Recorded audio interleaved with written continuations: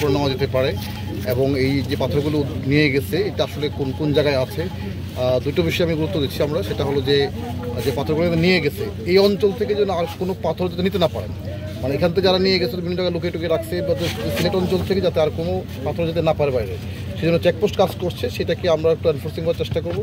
আর immediately আগামীকালকে পরশুদিনের মধ্যে আর কিছু প্ল্যানিং আমরা নিচ্ছি। আমরা আশা করছি অল্প কয়েকদিনের মধ্যে ইনশাল্লাহ আগের অবস্থা ফিরে আসবে।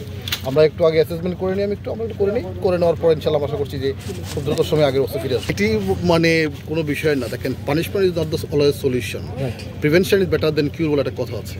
তো আমরা দেখি কী করা, যদি এখানে পানিশমেন্ট প্রয়োজন হয় তাহলে প্রচলিত যে আইন আছে সেই আইন মোতাবেক হবে, যে যতটুকু অপরাধ করবে সেই অনুযায়ী হবে। সেটা জেলও হতে পারে, বড় ধরনের শাস্তি হতে পারে, জরিমানা হতে পারে, যারা বেশি অপরাধ করবে তারা সেরকম হবে। এটা সুতরাং এইটা দেখতে হবে যে অপরাধের মাত্রা কতটুকু।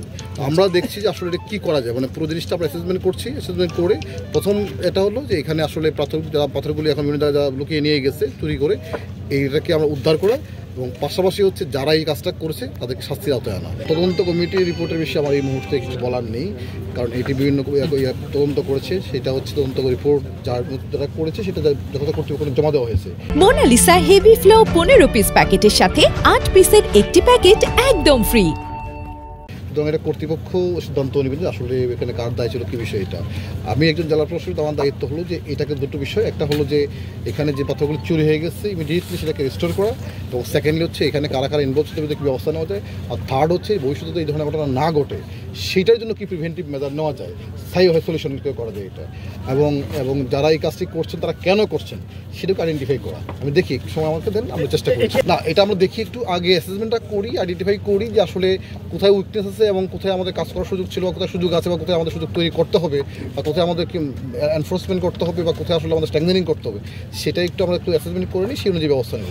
একটু সময় এখানে দুটো বিষয়, এখানে যে কোনো কাজে একটা চ্যালেঞ্জ থাকবে, এটা সাধারণ বিষয়, কিন্তু সবচেয়ে বড় বিষয় হচ্ছে জনতার যে শক্তি, মানুষের যে শক্তি, এটা হলো বড় বিষয়। যে এই যে আজকে সারা দেশব্যাপী যে একটা গণসচেতনতা বা গণপ্রতিরোধ গড়ে উঠছে, কেন?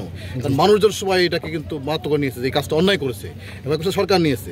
সুতরাং এই যে সরকার এবং জনগণ যখন পাশাপাশি থাকে তখন এই শক্তির কাছে কিন্তু কোনো গোষ্ঠীগত কোনো শক্তির কোনো পাত্রই থাকে না।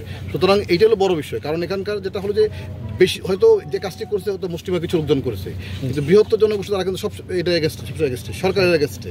তো আমরা দেখি এটা কি করা যায়, আমরা আশা করছি ইনশাআল্লাহ এটা সাইজ এখন পর্যন্ত এখানে উন্নয়নের ছোঁয়া লাগে না, এটা দেখি মানে উন্নয়ন তো একদিনের বিষয় না, এটা একটা পরিকল্পনার বিষয় আছে, স্থানীয় জনগণের অংশগ্রহণ বিষয় আছে, সক্ষমতার বিষয় আছে, দেখি আমরা আসলে কী করা যায়। যে আমরা আশা করছি যে হয়তো সব সমস্যা হয়তো একদিনে সমাধান করে ফেলা যাবে না, বাট একটা সময়ের সাথে হয়তো আমরা আশা করছি যে সমাধান করা সম্ভব।